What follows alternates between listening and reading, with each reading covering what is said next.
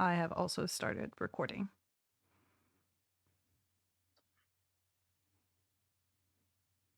Welcome to Underqualified and Over It. I am your host, Alice, and joining me as always is Cindy. Hello.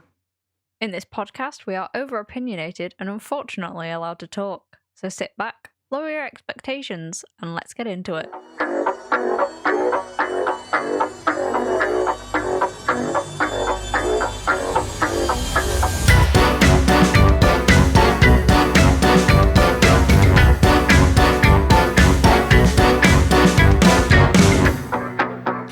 You know, it occurs to me now that we have this new layout, we probably don't need to say our names in the intro anymore. Oh, yeah.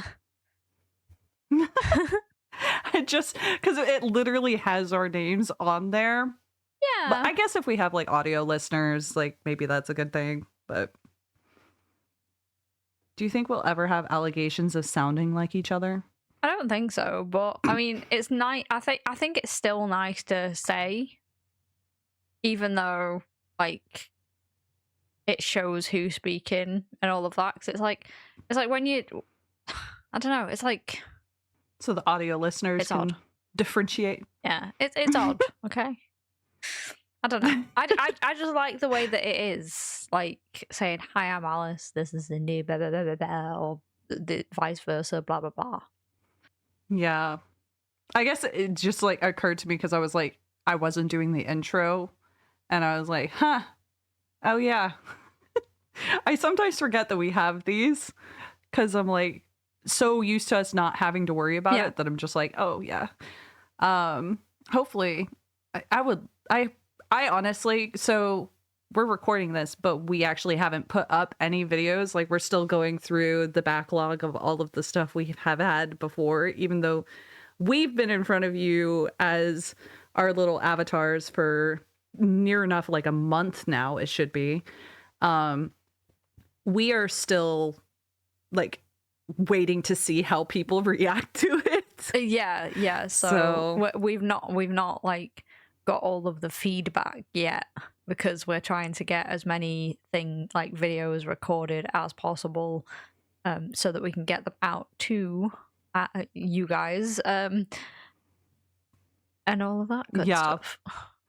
We're also recording a lot of videos because we're going to have like a near enough 2.5 month gap here between recording sessions because I'm going on a trip in my favorite rocket ship. So it's going to be a good time. And hopefully I'll have stories when I get back, but probably not. But we hope. We hope so. Yeah, it's really like I'm going to see my family, but it's also majority like a work trip kind of thing. Yeah. So that'll be fun. You're going away, and I'm gonna get like loads of coding done. Yeah.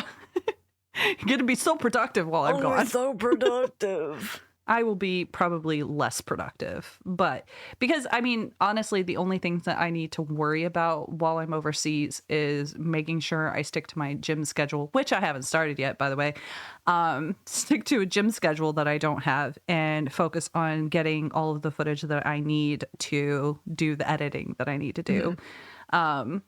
That's literally it, because I can't do any of the editing while I'm there. So I probably need to get like a couple terabytes worth of storage to put all of my footage onto so that I can continue to get footage so that I can like bring it back here and then edit a bunch of stuff. Yeah. So it's going to be fun. It'll be fine. It'll be fun. Also, did I mention that I've been, so I'm still drinking decaf coffee. I haven't gone to get real coffee and the instant coffee wasn't doing it. So I maybe sort of chugged a little bit of pre-workout. So I don't know what my energy is going to do in this episode. Your guess is as good as mine. Yeah. And my energy is like faltering because it is 1 a.m. currently. Well, it's nearly 10 past 1 in the morning. Yeah, because we are still in heatwave territory at the moment, and my body doesn't do well in the heat. Like I'm one of those people that like it has to be like the perfect temperature. It's like I am Goldilocks. It can't be too hot. It can't be too cold. It has to be just right. Because otherwise, like my body I'm does just like horrific things. My body is just like, make it cold and rainy, and that's it. And that's like, people are, when I first moved here, they were like, what do you like about Scotland? Like, the weather. And they're like, you're insane. And I was like, this is the perfect weather for me. It's cold, it's rainy, I can curl up with a book and a cup of coffee, and I can go outside in a sleeping bag and nobody will bother me. Like, nobody cares. I would so much rather being cold than hot, because like when you're hot, you can only take so much off legally before you get arrested. And then outside of the legality of being scantily clad, it's also the case of, what are you going to do? Peel off your skin? Like, you can only cool down so much. I hate it. I hate it so much. Whereas, well, like when it's cold, you just like bundle up and bundle up and bundle up. Yeah, pretty much. Yeah. Not to alarm you, but I feel ants under my skin. Oh, I knew you were going to have this problem. I knew I was going to have this problem too. I just didn't realize it was going to be 10 minutes into the episode. This is fine. I'm fine. I had the feeling, because as soon as you said pre-workout, I was like, are you... I should have said it. I should have voiced it. I was thinking in my head, are you really sure that you want to be doing that right now at this time and all of this? Because you are gonna... we're gonna be sat here for another like hour or so. You're gonna be wanting to go and do something, because pre-workout is for you to get up and go kind of stuff. Yeah, I know that, but I literally have no caffeine in the house. This is like the only thing that I had. Well, and I was starting to, but mind you, I do have to be awake until near enough 5 a.m. True. So, but it's not this is not just for right now. You know what it sounds like? It's just a me problem. A skill issue. A skill issue. Yeah. It's okay. I have kettlebells sitting next to me if I really need to do something. Oh man. Okay. This is fine. So you came down to visit me a couple of weeks ago. I did. Yes. I did. And it was a brilliant time. It was exactly what I needed, because I had been in such a stuck in the house, almost like on par with COVID, quarantining myself kind of level of not leaving the house. Same. And it was like, just I left and I was gone for an entire week, to come down to you in Manchester to visit. And there were some things, it was different for sure, but it was just being out of the house for that extended period. It was really, really nice. Yeah. Even though you basically swapped one house for another house, because it was a different environment, it was good. Yeah. Because, I mean, we really only went out of the house because we went to a gig. So we went actually into Manchester, and we went to a gig at the Victoria Warehouse, which is in Old Trafford. And we spent an entire day in Manchester. I think we got there about 1 o'clock in the afternoon, and we just spent the entire day in Manchester. I took her to Affleck's. We went to Annyeong, the Korean barbecue place, which was really good. Oh my gosh, that was so good. You have to be inserting pictures and videos from that whole time, because it was so brilliant.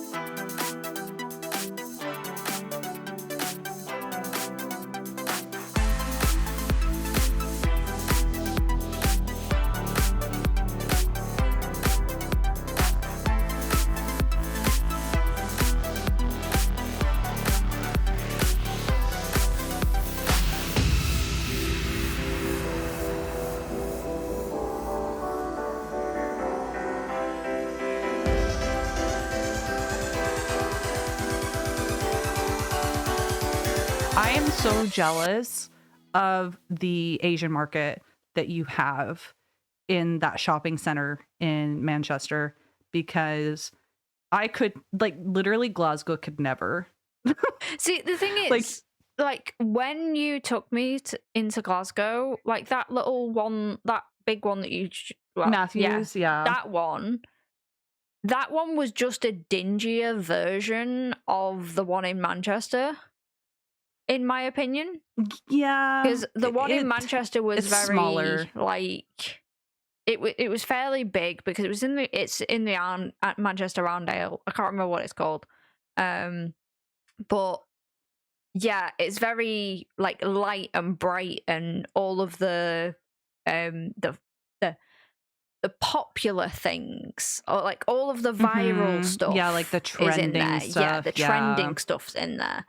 Whereas the one that you took me to felt more like a proper authentic one. And I feel like I enjoyed that more because of the authenticity of it, rather than, oh, look, we've slapped together a load of stuff that we've just imported and we think that this is going to sell well.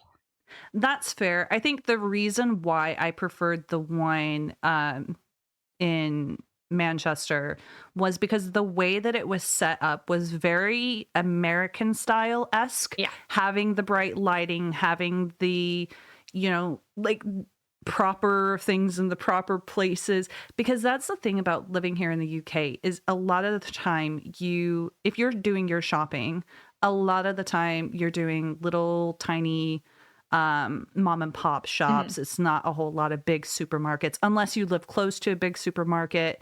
But for the most part, it's like little mom and pop shops where it feels like things were right. So we're going to get this in and we're going to throw it wherever it fits, not like organized. Yeah. In like any specific way. And that's what I feel kind of like what I'm used to. So that's what I felt like it's probably was better out of the two there.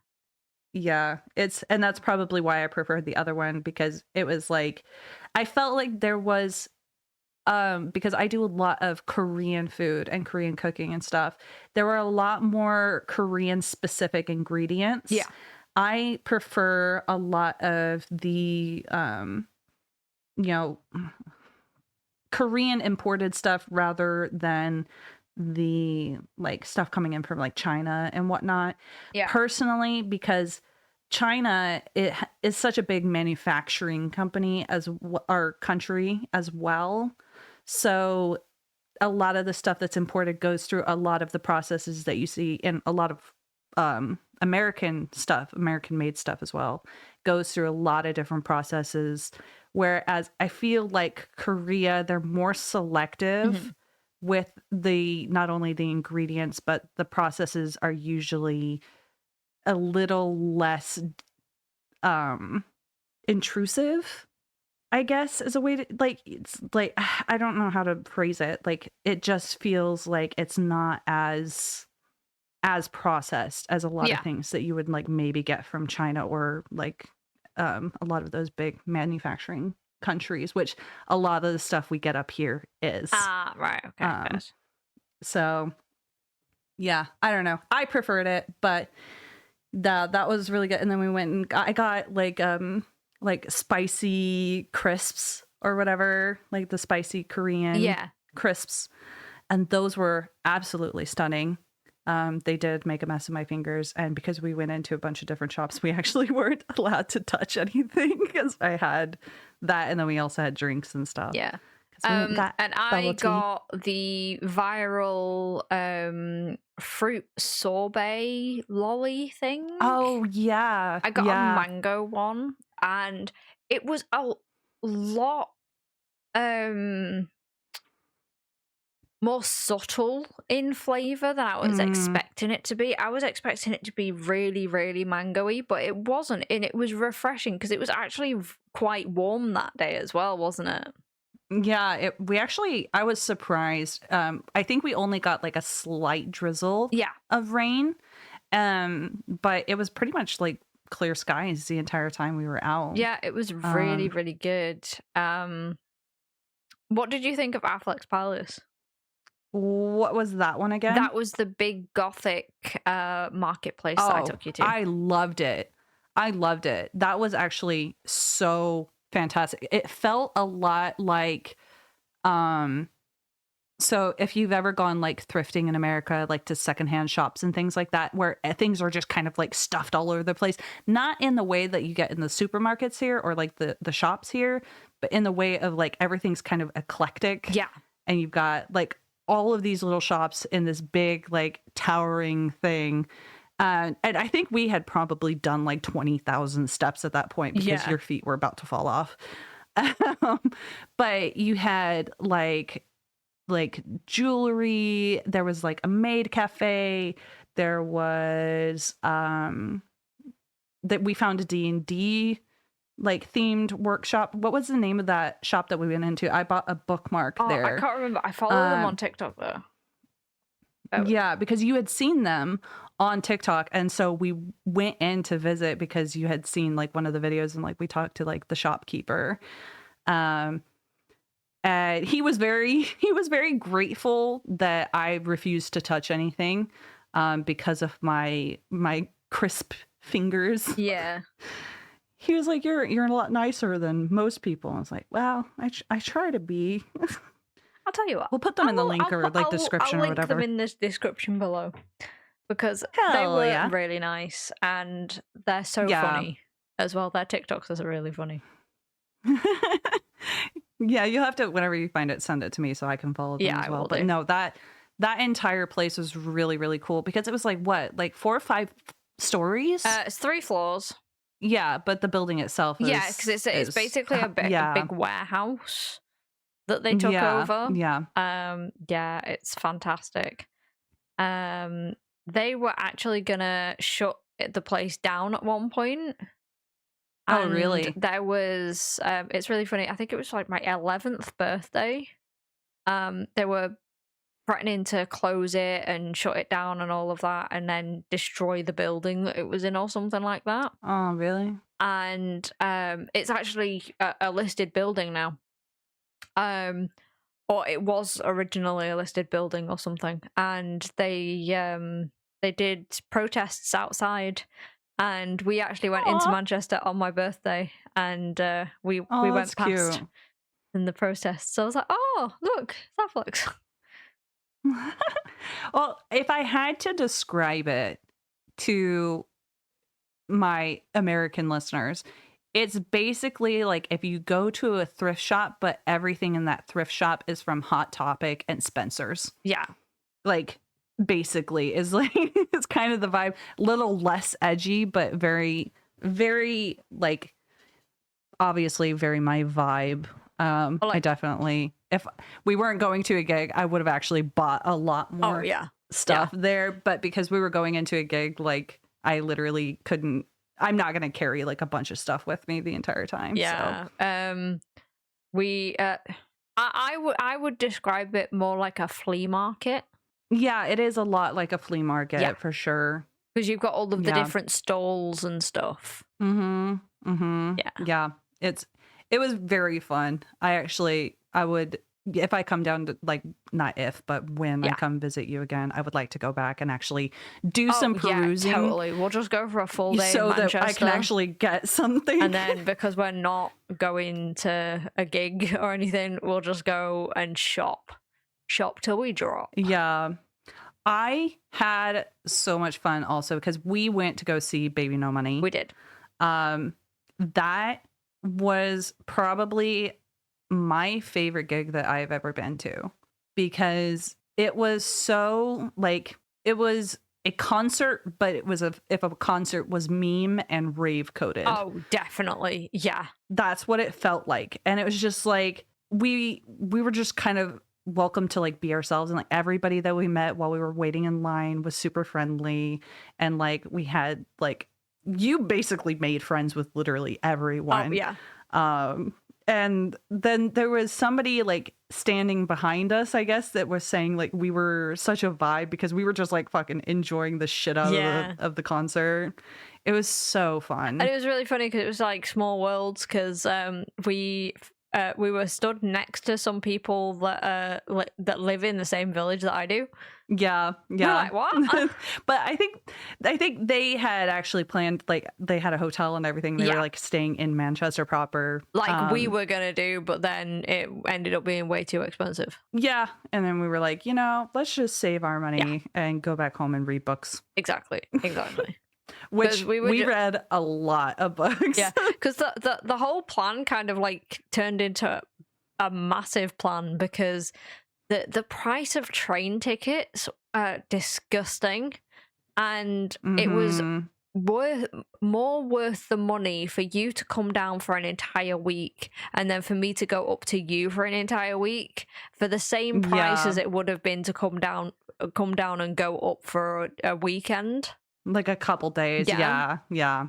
So it worked out really, really well. And just being able to like sit in like basic silence and just read and just chill is so fun.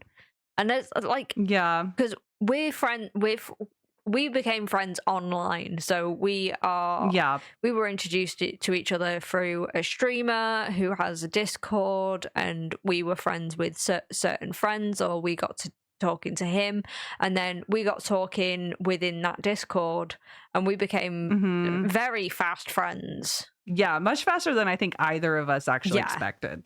Honestly, like, if you'd have told us like this time last year that we were gonna be doing this, because I said this while you were down here, I said if you'd have told us this time last year that we were gonna be sitting in each other's houses for a week at a time, this, that, and the other, we'd both be like, no, we're not. What are you talking about? Yeah.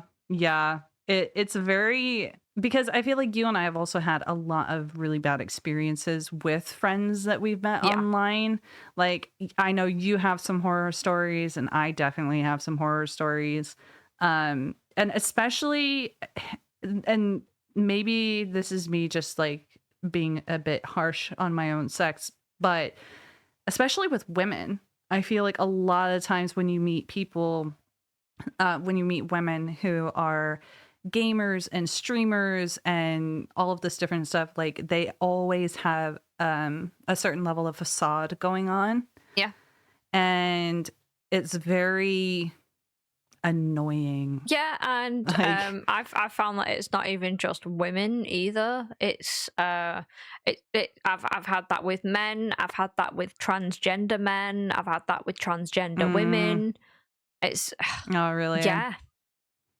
Yeah, That sucks. and unfortunately, I'm not saying this for all of them, but the ones that I've come across have always, especially if they're transitioning to the opposite sex, they have always taken upon themselves, as they're going through their stuff, like they're on the hormones and all of that, and they're going and seeing psychologists and all of that sort of stuff and everything, but they take the toxic traits of the gender that they are transitioning into, like overcorrecting.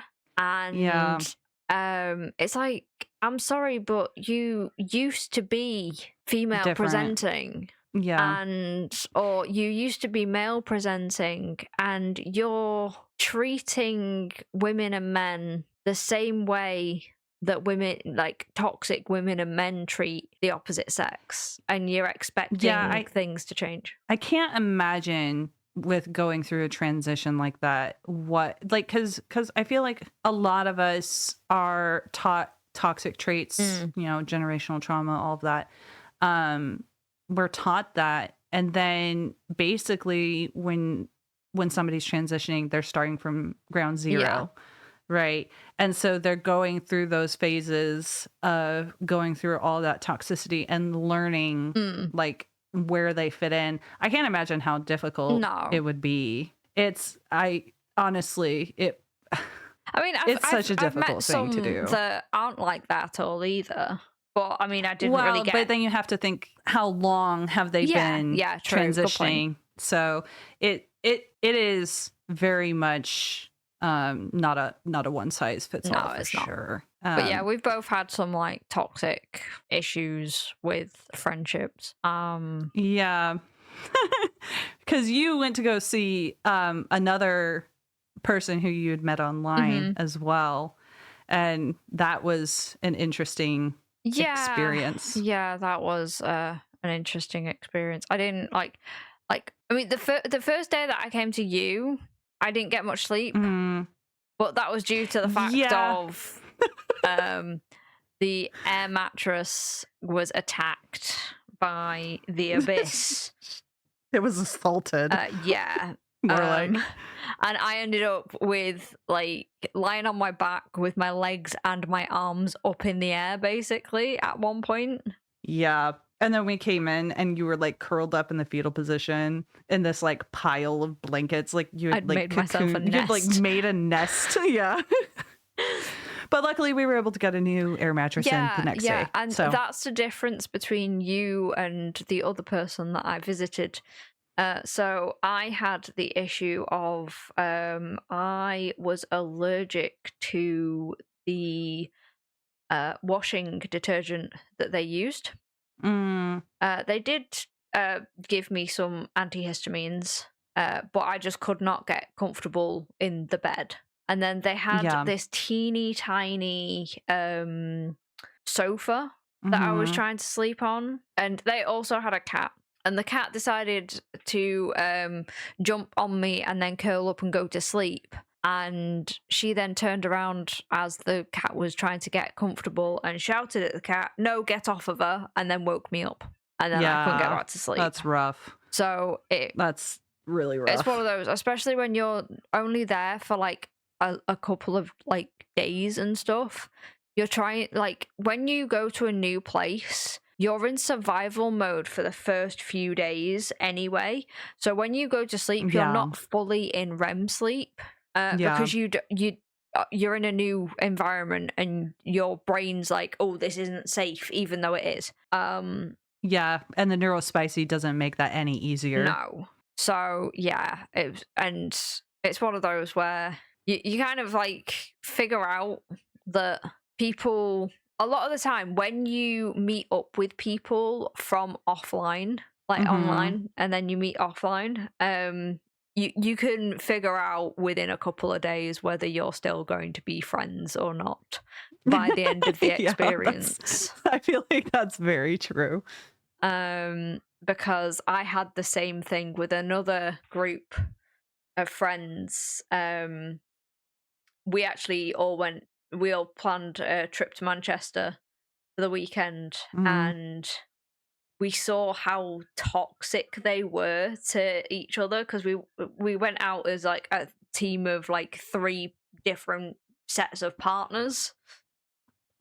And we saw how toxic the others were to their significant others and all of that. And we were like, yeah, these aren't the kind of people that we want to be associating ourselves with. Yeah, I definitely have had that, like, a similar experience with that where it was Kenny and I, and we had only been like dating at this point. But we got together with 2 other couples, and it was very interesting because one of the sets of couples, like, they very much like, it didn't really seem like they liked each other. And then the other couple, it seemed like they didn't like each other, but they were also one partner was like forcing physical touch with another partner, not in like an assaulty way or anything like that, but very much a like, Kenny and I were very much like in love with each other and like still are, but like the type of in love where it's like, oh, you know, there's no seats, I'm gonna sit in your lap kind of thing. And the other people, like, they were like, well, you're gonna come sit in my lap because they're like, it was very like projecty type of thing. And I think it was only a few months after that that couple actually got divorced, which, is really sad. But Oh, also, I think they're both happier. I don't know what happened I mean, yeah, because, as long as they're both happy, but it's one of those, but like, oof, that's not good. yeah, we had like a huge falling out because of like disagreements or whatever. Yeah. And then I find out a few months later, like there was a lot, like that trip, I think pulled out a lot of baggage out of people, and it just completely changed their perspective on their relationship. Yeah. And, it is what it is. But I do look back on that. I'm like, and I wonder if how Kenny and I um, are in our relationships and how we care our relationship, how we care about each other, like if that had any sort of weight Mm. on like basically the downfall of the other relationships kind of thing. I don't know. I don't know that it did because obviously like we had our falling out a few months before. So I lost contact and I heard through the grapevine what happened. Um, which was interesting because one of them came up to me and was like, messaged me a while later and basically just kind of cordial, like, hi, how are yous Mhm. kind of thing. And she was like, I don't know if you heard, but so and so and whatever happened. And I was like, oh, yeah, I know. And she was like, how do you know? I was like, you talked about it in chat on somebody's stream, first of all. And Oh, then, and then airing second of people's all, dirty like, laundry on somebody else's well, stream. no, it was her What? own. It was her own, Oh, to be fair. own. Oh, okay. Yeah, but she was like, how do you know about it? And I was like, you talked about it on stream, and then that streamer talked to me about it because you had talked about it in a public forum. Dang. Um, it's just like very catty, juvenile behavior. And honestly, like, done a lot of growing since then. So Yeah. I think this was a good trial run because you and I have been planning a road trip as well. Yeah, So, like, see how we are going to do on a cross country American road trip. So, yeah, my mum actually said the exact same thing. Like when we booked it, my mum was like, "Oh, so mhm, what's going on now?" Because she wanted to know what was happening and everything and where I was going and stuff, and like I was gonna be okay. And I was like, "Well, yeah. Cindy's gonna come down to mine, and then we're gonna spend a week together, and then me and Cindy are both gonna get the train, and we're gonna go back up to Scotland." She went, "Oh, okay, fair enough." And then when are you coming back? I said, "I'm coming back a week later." And she was like, "Oh, so she's spending a week with you, and then you're going to spend a week with her?" I said, "Yeah." She went, "Oh, you two are planning that trip to America. This is like the perfect way to figure out whether you're going to be able to handle to like stay together for such a long time." Yeah. And it was like, "Yep, Yeah. pretty much." It's I think that like it was a very, very good trial run. And considering the fact that we pretty much just stayed indoors and read books the entire time bodes well for Yeah. a long road trip because like we can listen to the same audiobooks and I can listen to an audiobook or some music and you can sit in the back and read because you're not going to be driving. Mhm. Um and it's gonna be I'm really looking forward to that trip. I'm hoping we can do it in like 2028 Yeah. is like what I'm hoping for, but obviously it'll very much depend on where we both are financially when that time arrives. Yeah, because 2027, obviously I've got the wedding coming up. Yeah. And then hopefully, because what we're gonna do is we're gonna, instead of like asking for gifts, we're gonna see if people can like pitch in a bit of money so that me and him can have a honeymoon. Mhm. Yeah. And then whatever money we get is whatever money I spend on the honeymoon, and I sit here and frantically like plan a honeymoon. But you know me, I will I mean, you plan like to the plan perfect trips. plan. It Kenny and I still haven't been on a honeymoon because we went straight from right, we're married okay, immigration time, and then immigration time came and went, and then now it's all right, we need to get into a house. Yep. All right, now and it's just like thing after thing after thing has been coming up. So it's I don't know if we'll ever go on a honeymoon. I hope we do at some point, but it's not really like it hasn't been that big of a deal to us because we were like, we want to get into our own place first. Yeah. Before planning a honeymoon and everything. But you look like you're falling asleep like as you're sitting there. Well, I mean, we've got like another like 10 minutes or so, so I'll be good. It's a good job that I said like, because before recording this episode, I went downstairs and like told my fiance that we were going to record another episode, and I was like, all right, actually, it's a good idea if we just do one more and then I go to bed. Yeah. Because it's also because my meds are kicking in as well. Yeah, I figured that was the case. I think that was one of my favorite things about being down there is me every night being like, take your meds. Take your meds. Take your meds. Have you taken your meds? Because yeah, because I have to take it at a specific time every day and all of that, and I have to take it before I go to bed because it's like drowsy stuff.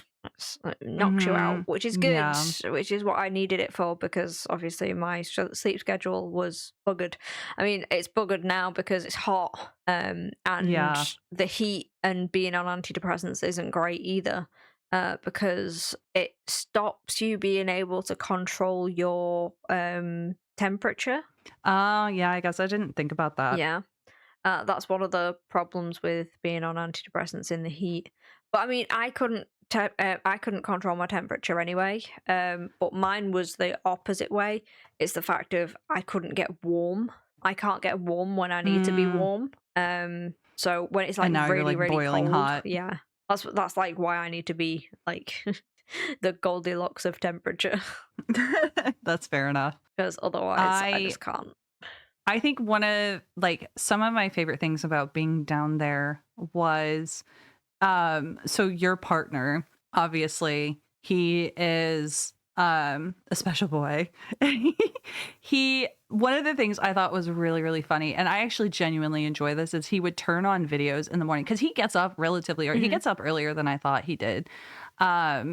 But he would turn on like a video, like a debate video or something, and he would talk to the video as if he was in the debate. And it's so funny to me. Like, it's not funny, like haha funny. It's like endearing type of funny. And funny. Also it's like funny weird. It's funny weird.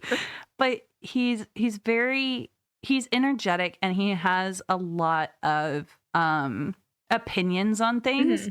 But one of my favorite things about him is that he has the ability to be wrong, like and be like maybe not even wrong, but able to hear like other people's perspectives and not take it super personally, which I think a lot of people don't have.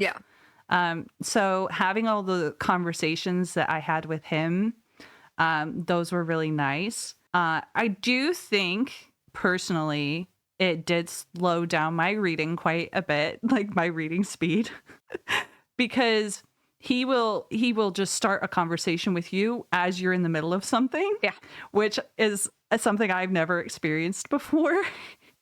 And he'll say like 5 or 6 sentences into the conversation, and you don't realize, oh, he's trying to talk to me. And so I would be in the middle of tuning him out, which I learned how to do by the end of it. I learned how to tune him out so I could focus on what I was doing. Because at first it was very jarring, because you see how Kenny and I are. Like, we're very much like in our own like spaces and like not interacting with each other at all. But he would start a conversation and get like 5 or 6 sentences into the conversation, and then I would look up and be like, oh, you're talking to me. And then he would have to start over. And he was such a good sport about it, because he never gets offended that you're like actively tuning him out. I think he's gotten used to that with me, because most of the time when he wants to start a conversation, it's difficult, but it's one of those things that it's a me thing, and I know that it's a me thing, because of the whole like ADHD, when you're in a hyper focus and you're fixated on the thing that you are doing there and then, being interrupted in that makes you physically and emotionally angry for no good reason. And we can't control that, unfortunately. It's not a thing that we're able to do. So when that happens, I get frustrated because I'm in the middle of something and I'm trying to do something, and then he'll come up and start a conversation. And then I have to physically like make myself detach from the thing that I'm doing to have that conversation. And I feel like I'm getting a lot better at that. I am trying a lot, because it's one of them where it's a relationship is 50-50, where having conversations and stuff, you need to be there for your partner for the conversations that they want to talk about. And I am trying so hard to be a good partner in that situation. Because I know that when I have something that I want to talk about and I start talking about it, his focus is completely on me, and he's interested in what I have to say. And sometimes especially with the debate stuff as well that he's interested in, I'm not altogether interested in that stuff, and it's taken me a long time to like separate my interest in that subject to be like, right, my interest doesn't matter anymore. It's his interest in the conversation, because when I talk to him about my interests, he's not interested in what I'm interested in, but he still listens. So I need it's just like taking and receiving bits from each other, isn't it? And I would venture to say like that is any relationship, regardless of whether it's a romantic relationship or not. Like something I've noticed, like just with friendships, is like I shouldn't always have to be the person reaching out to hang out with somebody the same way they shouldn't always have to be the person to reach out to me. And that was a very like juvenile mindset that I had surrounding that for such a long time. And even like with my sister, like she'll want to do something, she'll want to go out and do something I have no interest in doing whatsoever, but I do it because I love her, kind of thing. So yeah, I completely understand where you're coming from with that. Like I have no interest whatsoever in Warhammer. However, my husband loves Warhammer, so therefore, like when he's asking my opinions on things and all that different stuff, like I take an interest in it because it's his interest rather than like me being interested in it. It's like going back to us talking about like online friendships and stuff like that. It's like when you actually talked to me about this a while ago, about the whole thing of it's not just you reaching out all of the time, and you said that's another thing that like helped our friendship like grow. It's because we'd got to that point in the friendship where it wasn't a case of like, because we started off just hanging out in a voice call with everybody else, and then it was a case of I'd message you and be like, hey, you all right, this, that and the other, and we'd start a conversation, and it's like, oh, should we jump into a VC, and then you do the same to me, and then we just started doing that, and we both did the reciprocation of the friendship. And I mean, that's what a friendship is. Yes, some days, like we also went for like a couple of months where we didn't talk to each other for like a week and a half or something like that. But it's because I was busy or you were busy, and like when you moved house, somebody was ill or somebody was gone. When you moved house, for example, there was 2 months where we didn't talk, and they were so empty for me. Oh no. And it was just like, but it's not like toxic, like dependency on each other either, which I've had that before as well, where you're reaching out to somebody all the time and you're like, they feel they have to drop everything to then be there for you. Like, cause we have had plenty of times where like, hey, you feeling all right? Do you want to do this? Do you want to do that? No, don't feel like it today. I'm not going to turn on my computer. Yeah, exactly. Like, okay, cool. And there was no like animosity whatsoever or like perceived animosity or anything like that, where I've definitely had people who like, I think I actually shared a message with you where somebody had I had messaged somebody and said like, hey, are you around? I want your opinion on something. And they said, no, I'm busy with this, this, and this. And I was like, oh, okay, cool. And they were like, but I can be available if you need me. And I was like, no, it's fine. I'll find somebody who's available. Oh, and they took that personally. Yeah. And it's like the Danny DeVito. And so I just started blasting. And that was one of the reasons why that friendship ended, was because they had this perception that I was being petty or malicious or whatever with the way that I was communicating with them. Whereas for you and I, like, if we say something like that, we take each other at each other's word kind of thing. And I think that's honestly one of the reasons why our friendship has developed to the point to where it has, because you and then I have another friend back home are very much the type of people. It's like, hey, love you, miss you. We should hang out soon. We should talk soon. Blah, blah, blah, whatever. And then we're like, yeah, cool. You know, it's not like this whole big, like dramatic thing where we have to drop everything to like hang out with each other. It's just started raining and the thunderstorm is just coming in, which is perfect because this is the time that we need to finish up. And I can then go and sit in the dark with the curtains open, and I can watch the thunder and lightning and stuff like that. And I can stare at a wall while I feel ants under my skin. Fairs. Okay. So, this has been Unqualified and Over It. If you made it this far, that's on you. We'll catch you next time. Bye. Bye.